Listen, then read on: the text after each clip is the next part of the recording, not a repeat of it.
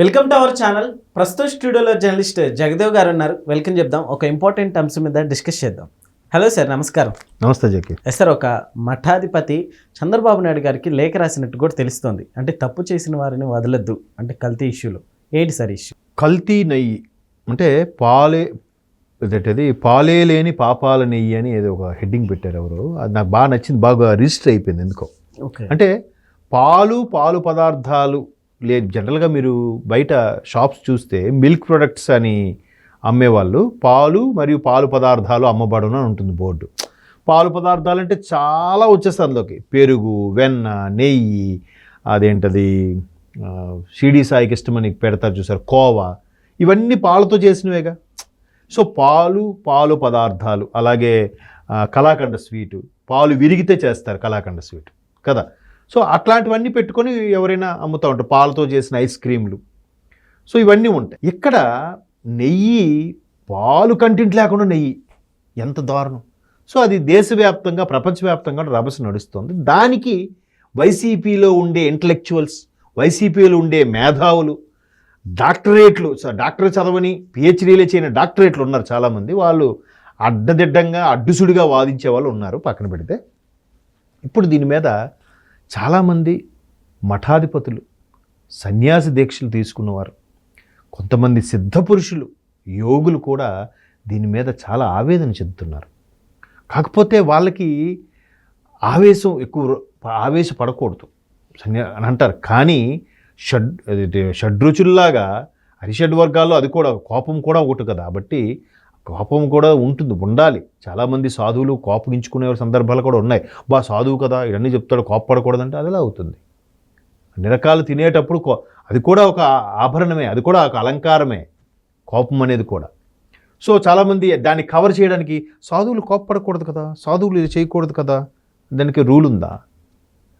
వాళ్ళు కొన్ని త్యజించేసి ఉంటారు, అంటే విడిచిపెట్టేసి ఉంటారు. సంసార జీవితము లేదంటే కొన్ని రకాల అలవాట్లు ఏవో త్యజించేసి ఉంటారు. వాళ్ళు ఎవరితో ఇదవ్వకుండా సెపరేట్గా ఉండేలాగా ఒక మానసిక నిబ్బరంగా ఉంటూ స్థితప్రజ్ఞతతో గడుపుతూ ఉంటారు. అవును. సో వాళ్ళకి కోపం రాకూడదని కొంతమంది సగం నాలెడ్జ్ వాళ్ళు స్టేట్మెంట్ ఇస్తారు, పక్కన పెడితే. సో ఈ వ్యవహారం మీద ఎంతమంది ప్రత్యేకంగా పర్సనల్గా కలిసినప్పుడు బాబు గారితో చెప్పుండొచ్చు, చెప్పారు కూడా. కానీ బాబు గారు దాన్ని పబ్లిసిటీ చేసుకోవాలని పలానా స్వామి అన్నారు, ఈ స్వామి ఇలాగ అన్నారని చెప్తా బాబు గారికి ఇవన్నీ స్వామీజీ చెప్పాడా, ఇది మతపరమైన రెచ్చగొడుతున్నారని ఏవో మాట్లాడతారని ఆయన ఎప్పుడు చెప్పలే. కానీ ఇవాళ ప్రత్యేకంగా రాఘవేంద్ర స్వామి మఠం అంటే కర్నూలు అనంతపురం జిల్లా, కర్నూలు జిల్లా border, Karnataka border, almost all Bidar కాదు, రాయ్పూర్, కర్ణాటకలో ఉండే రాయ్పూర్కి వెళ్ళే రోడ్లో ఉంటుంది బార్డర్. అది మంత్రాలయంలో ఉంది రాఘవేంద్ర స్వామి మఠం, శ్రీ గురు రాఘవేంద్ర స్వామి మఠం. గురు రాఘవేంద్ర స్వామి ఆయన ఒక పరమ గురు పరంపరలో ఒక వ్యక్తి. ఆయనకి తెలుగులో కన్నా తమిళనాడు, కర్ణాటకలో విపరీతమైన భక్తులు. ఆయన ఇప్పటికీ బృందావనంలో వెళ్ళిపోయి మహాసమాధి అయిపోయి సుమారుగా ఒక 400-500 సంవత్సరాలు అవుతుందేమో నాకు తెలిసి. ఇప్పటికీ ఆ బృందావనం పలుకుతుందంట. ఆయన పలికిస్తారు ఏదైనా అపశృతులు జరిగినా ఏమిదైనా కూడా. సో ఆయన మహాసమాధి అయినప్పుడే రాబోయే 800 ఏళ్ళ వరకు నేను ఈ బృందావనం ద్వారానే స్పందిస్తాను కూడా ఆయన మాటిచ్చి వెళ్ళిపోయారు శిష్యులకి. సో అటువంటి రాఘవేంద్ర స్వామి మఠానికి ఆ పరంపరలో ప్రస్తుతం సుబుధేంద్ర తీర్థ శ్రీపాద అనే స్వామీజీ ఉన్నారు.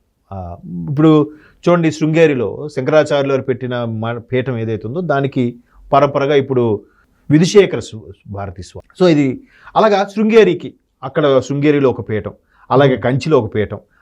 ఆ పీఠాలకి పీఠాధిపతులు ఉంటారు. పరంపర అది కూడా ఎలా అంటే అమ్మవారు కలలో కనపడే వాళ్ళు నిర్ణయిస్తుంది.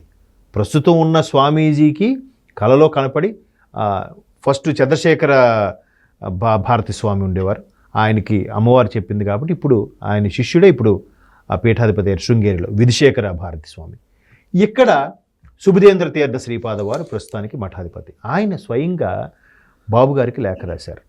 అంటే ప్రభు గారికి ప్రభుత్వానికి ఎంతమంది కోట్ల హిందువుల మనోభావాలు దెబ్బతీసేలాగా నెయ్యి అంటే పాలు కంటెంటే లేని నెయ్యి, కొన్ని రకాల విషతుల్యమైన ఆయిల్స్తో పదార్థాలతో తయారు చేసిన నెయ్యి.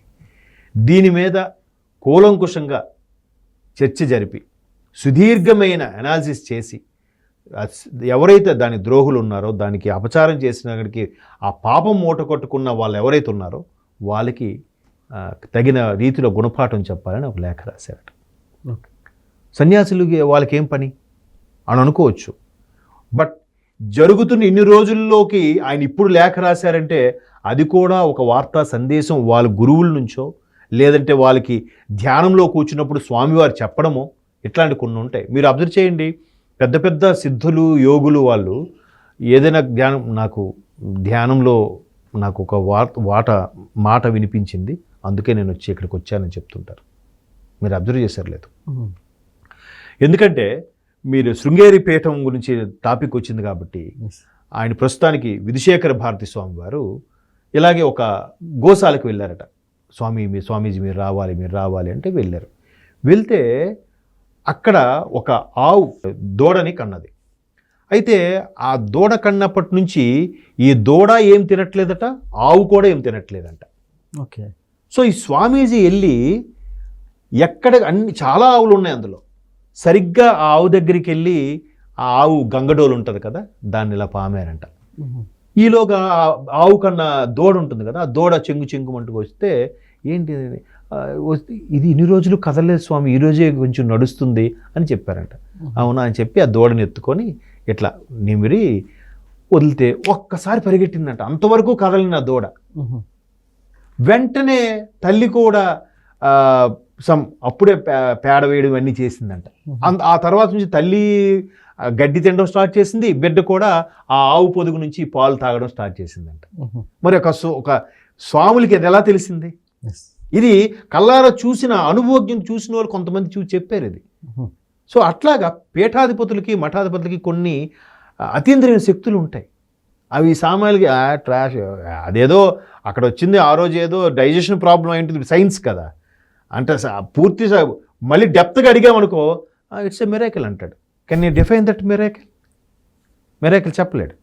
అలాగే ఇక్కడ ఈ సుబుధేంద్ర తీర్థ శ్రీపాద వారు ఏదైతే లేఖ రాశారో ఖచ్చితంగా ఆయనకి ధ్యానంలోనో లేదంటే ఆయన పూజ చేస్తున్నప్పుడు స్వామివారు బృందావనం నుంచి చెప్పారేమో, అందుకే లేఖ రాశారేమో. లేదంటే వాళ్ళకి ఇట్లా దేశంలో ఎన్నో జరుగుతున్నాయి కదా, ఎన్నో జరుగుతున్నప్పుడు దీని మీద ఎందుకు లేఖ రాయాలనిపించింది? కలియుగ ప్రత్యక్ష దైవం వెంకటనాథుడు, వెంకటాచలంలో కొలువైన వెంకటేశ్వరుడు. సో అది ఎంత పవర్ఫుల్లో అది మాటల్లో చెప్పలేం. నిజంగా రోజా గారు అన్నారే జోగి రమేష్తోని, వాళ్ళకి అందరికీ భయం పట్టుకుంది, స్వామి ఎప్పుడు ఏలేలో చూపిస్తారో అని భయం పట్టుకుందని అన్నారే, అది వాస్తవం. ఆవిడ అన్నది మాట మాత్రమే వాస్తవం. బట్ దాని మీద తప్పు ఎవడు చేశాడో వాడికి భయం పట్టుకుంది. ఆ తప్పుని ఎవడైతే సమర్థిస్తున్నారో వాళ్ళకి భయం పట్టుకుంది. వాళ్ళ భయాన్ని టీడీపీ వాళ్ళ మీద పెట్టి చెప్పారు రోజా గారు. అది మాత్రం స్పష్టంగా అర్థమైంది. ఈ లేఖతో మరొకసారి నేను మొన్న అదే పెట్టాను, స్వామి లీలలు స్టార్ట్స్ అని. ఖచ్చితంగా లీలలు స్టార్ట్ అయ్యే మీరు చూస్తారు. అందుకే సుబుధేంద్ర తీర్థ శ్రీపాద వారు లాంటి వాళ్ళు లేఖ రాశారంటే దీని మీద చర్యలు తీసుకోండినే, ఇది ఎంత దారుణమైన నేరమో మీకు ఇప్పటికి అర్థమై ఉండాలి. Okay sir, thank you.